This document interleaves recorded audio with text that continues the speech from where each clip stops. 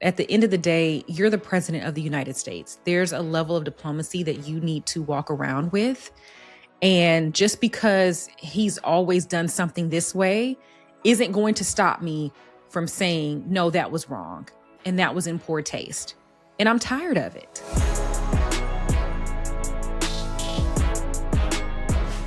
You know, Rodney, I wanted to get your thoughts on this short that I did earlier this week. It was about the USA men's hockey team in that whole situation. I'm sure that you've seen it. Obviously, we know that the hockey team, the men's team, won gold. Biggs, that was the first time that they had done that since 1980. And of course, everybody is really excited in the locker room. FBI Director Kash Patel somehow made his way to the locker room, and there he had Trump on the phone. Trump says jokingly, well, I guess I have to invite the women's team, who historically have been better at that event than the men's team. They've been winning in this event. Also, women in general at the Olympics for Team USA were more dominant than the men's teams. But that's neither here nor there. Of course, that gets out. And there's backlash, and I feel like rightfully so. But since then, it seems like Trump has paraded the men's hockey team around. They were at the White House on Wednesday, and they were also there for the State of the Union address, where he announced last night that he is giving them the Medal of Freedom. Thoughts? Well, Kash Patel got there on taxpayer dollars, just so we know, just to be clear. There's a part of me that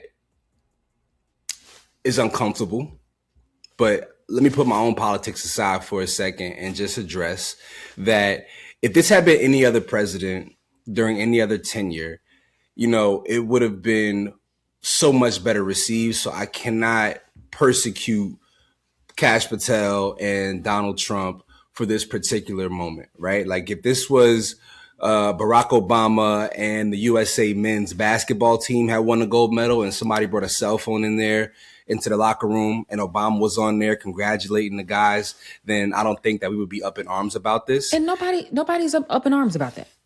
Okay. About them being in, I think it's the comments. Which is where I'm getting to, right? But there's a clear difference in between who Obama is and who Trump is. And Trump is much more of a locker room kind of grab a beer with guy than Barack Obama would be. Some people would say. And so there is a bro code that locker room guys, even though Trump has never been athletic a day in his life, they kind of subscribe to. And it is jokes and snide remarks like that. These are the kinds of things that people say in locker rooms playfully, and on a public platform or to be received by public ears, they hit different when you have not been a part of that kind of culture. And so I think that this is one of those conversations that kind of pits a lot of different people against each other within our country, because there are some people who still subscribe to a certain form of humor, and there are certain people who do not. And depending on where you fall on the spectrum, this will bother you or not bother you, and then bother you because people are bothered. And I'm trying to be as neutral as possible, but I don't think it was as harmful as people are attempting to make it sound. I think that the issue is, Rodney, is that obviously women in sports in particular have always been undermined for the successes that they have had, right? And as I mentioned earlier, the U.S. women's hockey team has been successful, right, in the Olympics. They have won gold medals before. They did not have as long of a drought as the men's team. And I think that it was, instead of you supporting or maybe joking about something else, I don't know what you can joke about. Joke about Jack Hughes's teeth. You know what I'm saying? And when he's going to get his teeth fixed. But you joke about the women's team who also won gold. It just, I mean, Rodney, like it was just in very poor taste to do that. And I feel like once I did my short on that, everybody's like, well, you need to get a sense of humor. And it was a joke. Like, think about if you're the women's team and you're coming off of this win as well. And you're wanting to also celebrate with the men, because as the men, some of the players have come out and said that they've gotten extremely close over this journey as they prepared for the Italy Olympics, right? And then you hear the president of the United States say, well, I guess I got to invite them to the White House too. Like it was like he just has to be better, Rodney. Like he has to be better. He does. He doesn't. Does. You could want him. I mean, you're right. He doesn't have to be better because nobody is going to hold him accountable.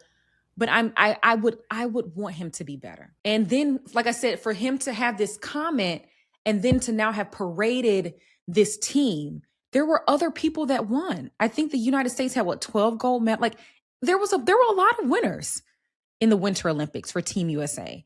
And we're only seeing the men's hockey team. And then on top of that, it's like a double whammy. And I'm going to also award them with the Medal of Freedom because they won a game.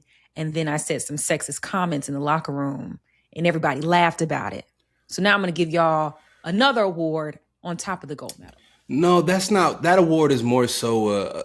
Trump has always desired to be these kinds of men. Cool, athletic, suave. Like these are the kinds of people that he aspires to be and still believes that he is deep down. So he really is just trying to recognize a part of himself by giving them additional acknowledgement. But as far as the women jokes are concerned, this is an administration that wants to take away the right for women to decide what to do with their own bodies once they conceive a child. So you can't be shocked that there's a level of humor that is deplorable for many people that goes along with those people who want to control with what women can do with their bodies. So again, we can't be so outraged by something that is clearly the culture, like, and not even just culture, like legal grounds that we've encroached upon regarding this topic and regarding women. I mean, we can bring up the Epstein files. Like there are a number of things that suggest that potentially the way that this president views women is not so favorable. So asking for somebody to change their entire structuring internally to monitor the jokes that they make, it's a waste of energy and breath. You might as well just, if something isn't funny to you, just don't laugh and just ignore it. But to be outraged by it, you're hurting yourself because you're not going to change that kind of coding. You're not going to be able to change that. And it's unfortunate. I don't think that anybody thinks that we're going to change anything, but I do feel like we should still be able to stand up and say, no, that was wrong. Definitely. And check him every step of the way. And I think, what has been so great for me is to see all of the people that are supporting the women's team, all on social media.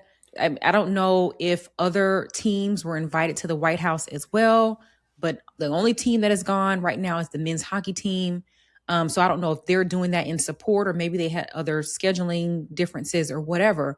But just the immense amount of support for the women's team is so uplifting to me. At the end of the day, you're the president of the United States. There's a level of diplomacy that you need to walk around with.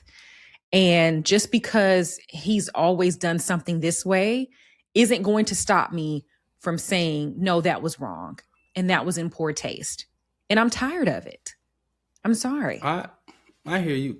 I mean, I'm not trying to do, how I fall, how I feel. We're having a conversation just based on the show. And so I got to offer an alternative perspective. But, like comedy and jokes are extremely subjective. Some things that some people find funny, other people find disgusting, right? And so this is a very much like middle school style comedy. But you can go to like Eddie Murphy's Raw, and the first 10, 15 minutes of Eddie Murphy's Raw, he could never open up a comedy set today because of some of the language that he used. And that's just where we are. Like there are some people who subscribe to, jokes can be jokes and any of them are in bounds as long as I'm being playful or comedic about it. And then there's some people who want a level of respectability and diplomacy in the comedic world, but especially for our president. And again, this guy, this man, this president is not somebody who subscribes to that. And that's just, it's never going to be the case. It's never going to happen. He said every day we have something that he says that could be infuriating for one group or another. And so I just think that, to walk around continuously to be offended by something that he says is just a waste of energy, because every day he gonna offend you, especially you as a double minority. Like it's just it's inescapable. It's inescapable. I'd be so much more concerned with the assault on your body than the joke about the women's hockey team. I'm not excusing it. Please don't conflate what I'm saying with me excusing the behavior. I'm just saying there's literally nothing we could do about it. So you got to let the bros be the bros and just let them have at it. Hockey culture in and of itself, I hear, is also very disgusting in certain instances and pockets. That. Yeah. I have heard that as well. Yeah. This is in alignment. This is in alignment. He's the guy. President Trump is the guy that most people that, maybe don't have all the teeth want to grab a beer with. He represents a part of them. He does, bro. I mean, I think like another thing, and we'll go, is that somebody, brought up the point that the Hughes brothers, who are two of the bigger stars on the team, their mother played on the women's team and was a superstar in her own right. I'm curious to know what her thoughts were on that as somebody who played on the women's team. Depending on where she falls, because she may not see it's 1,000%. But also, there are a lot of people who are abandoning their families to support this particular president and administration. Yeah. Right. So you can't be shocked by that. But you did bring up something that I wanted to touch on, and then we can really, really close. Because one of the statements that I saw is that this U.S. hockey team is saying that their focus is on patriotism and not politics. And I hate that scary ass kind of answer about anything as it relates to politics. It pisses me off because one cannot have patriotism without politics protecting the right to be a patriot. And so those two things are interconnected. And so when people make these dumbass statements that absolve themselves of having any level of guilt or contrition for aligning with what is good, bad, or whatever, it's annoying to me. It's very annoying to me. And then we have people in the past who tell athletes, shut up and dribble. But anytime an athlete is in alignment with this particular administration, then no, it's okay for athletes to talk about and to do for and to show up in. And that's really bothersome to me as a human being. But it really is pick and choose whenever they want to apply these kinds of things. Yeah, you're absolutely right. And maybe the reason why some of these other winners have not been acknowledged is because, remember when they first got there, some of the skiers spoke out and said, well, we're not really here for what's going on in our country. Like, yeah, we got Team USA on our back, but what's going on right now in the States, we don't align with. And people were furious about that. And I'm like, okay. So it's going to be political, like you said, either way.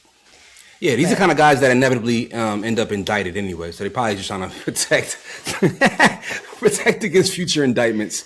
You never know. You always got an essay coming down a pipeline with some of these teams. They do. It's all. I would challenge anybody out there to do a background check on all these men and their collegiate record as far as women is concerned, and you may be surprised what you unearth. Anyway, with that said, you all let us know your thoughts on the world's reaction to Team USA being placed under the wing of Donald Trump, embraced and given medals of freedom for winning a gold medal that other women have done for the last 50 years in Olympic winter sports. And we still have that newsletter. The link is in our bio. Please click on it. We have the latest and greatest happening in sports right now, plus Rodney and I's opinions on some of these things.